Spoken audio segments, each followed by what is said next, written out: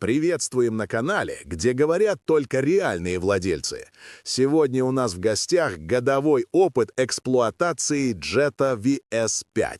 Стоит ли переплачивать 3 миллиона за этот немецкий шильдик, какие скрытые болезни его преследуют, и почему владелец до сих пор не женеет о покупке? Все ответы в нашем честном отзыве.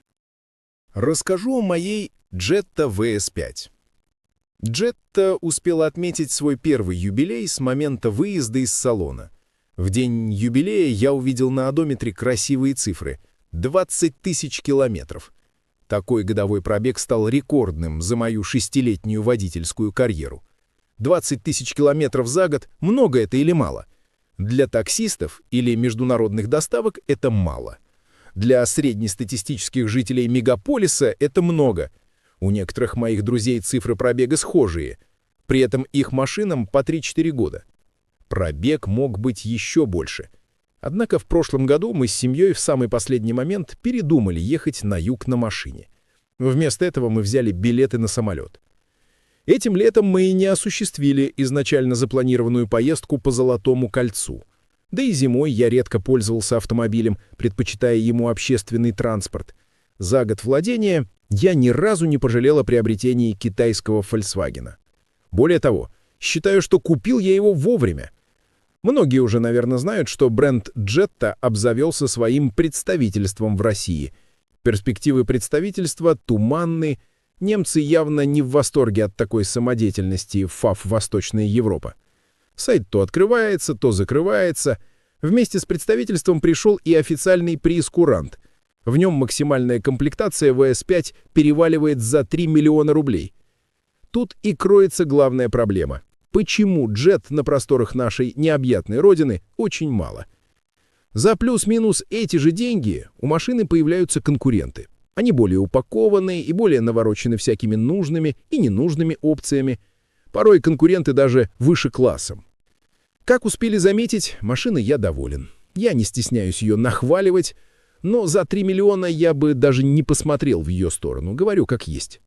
Сейчас делается многое, чтобы в Российской Федерации узнали о марке Jetta.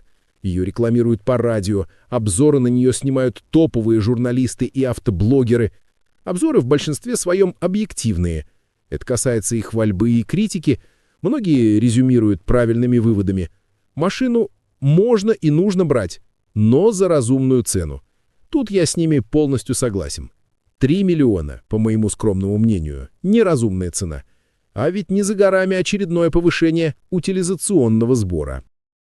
Кстати, обязательно почитайте комментарии к обзорам Jetta VS5 и VS7 на видеохостинге. Это отдельный вид искусства. Столько некомпетентных диванных экспертов, в глаза не видевших машину, нужно еще поискать. Порой к ним подключаются защитники российского автопрома. Также приходят владельцы премиальных китайцев со 100-500 планшетами. И тут начинается настоящая жара. Я немного отошел от темы. Захотелось малость пофилософствовать. Возвращаюсь к своей машинке. Я уже делал на 5000 километров краткие обзоры достоинств и недостатков Jetty. Глобально добавить нечего. Остановлюсь на некоторых моментах, с которыми столкнулся в процессе эксплуатации. На неровностях брякает рулевая рейка. Это тотальная проблема всех Jett. У кого не брякает, тот может прямо сейчас бежать за лотерейным билетом. Либо этот человек ни разу не выезжал за пределы мегаполиса, либо он всегда ездит в наушниках или с громкой музыкой. Других вариантов я не вижу. Самое интересное, в Москве даже на некачественном покрытии стука не слышно. Однако стоит выехать на каменистую грунтовку или на дорогу со стыками плит, дилеры разводят руками. Они говорят, что случай не гарантийный, хотя не признают, что обращения по данному вопросу имеются. Владельцы решают проблему путем поворота регулировочной гайки на пару делений. Повторюсь, если не ехать по проселочной дороге на рыбалку, то и посторонних звуков не слышно. С самого начала мне не нравилось, как задняя часть автомобиля подпрыгивает на острых лежачих полицейских. Это происходит чуть ли не до пробоя. Зимой в морозы подвеска отрабатывала еще дубовье. То ли машина прикаталась, то ли я привык, но уже почти не обращаю внимания на данную особенность. Скругленные лежачие полицейские Jetta проезжает благородно. Иногда немного фонит цифровая приборка. Когда подключаешь комбо-устройство, фон становится чуть более выраженным. Звук, вернее ультразвук, еле уловимый. Сколько ни спрашивал передних пассажиров, его практически никто не слышит. Но он есть иногда, а иногда его нет. Просто магия. Один раз заглючила магнитола.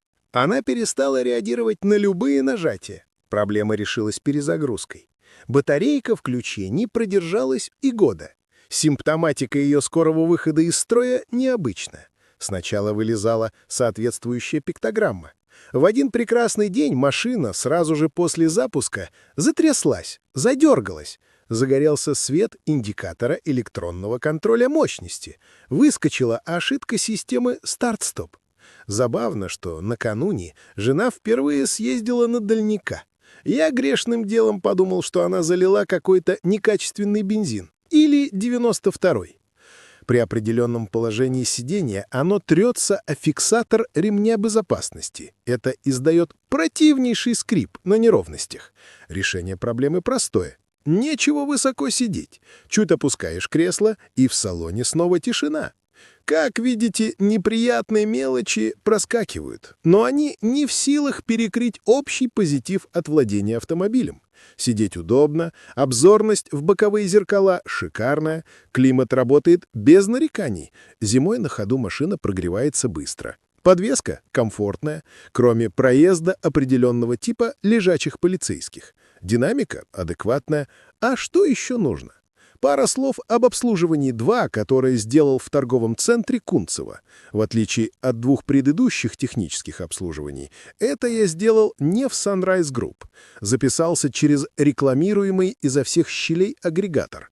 Я выбрал лучшее предложение. В итоге привезите на сервис, цена у меня подросла по сравнению с объявлением на сайте. Представители дилера костерили агрегатора, на чем свет стоит. Якобы тот взял цену с потолка, и теперь у них по базе не бьются скидки. В общем, было весело. А вот от стоимости планового обслуживания 2, наоборот, как-то грустно. Различные компании озвучивали вилку цен от 37 до 50 тысяч рублей по телефону, причем это за масло «Лукойл». В моем случае стоимость работы услуг вышла следующей. Запчасть 162679, запчасть 04E129620, снова остановил свой выбор на ZIG Top 0V20, масло привез с собой. К слову, за 9000 километров пробега с момента предыдущей замены, а пробок машина практически не видела, поэтому промежуточную замену я делать не стал. Уровень зафиксировался как вкопанный. Это очень непривычно после любившего подъедать маслица рапидов двигателем CVVA. Ради мифической гарантии даже согласился на замену свечей на 19 760 километрах. Смотрите сервисную книжку. В итоге за втридорого купленные запчасти был тактично послан с рулевой рейкой. Классика. Пока проводились регламентные работы, я бродил по салону, изучал музейные экспонаты. Китайские тигуаны по 6 миллионов и китайские кодиаки по 5 миллионов. Поймал себя на мысли, а может 3 миллиона за Jetta VS5 это не так уж и много? Кстати, машина прикольно смотрится в черном цвете и антихроме. Страховки на второй год вышли. Обязательное страхование автогражданской ответственности 11 503 рубля 88 копеек. Полное добровольное страхование транспортных средств 55 285 рублей при страховой стоимости автомобиля 2 500 000. Страховая компания «Ингострах». Если этот честный рассказ о стуке рейки и скрытых достоинствах VS5 был полезен, ваш лайк и подписка помогут нам делать для вас еще больше таких откровенных историй от владельцев. А в плейлисте про Джетту вас ждет разбор, почему один сломанный ключ может чуть не оставить вас без двигателя.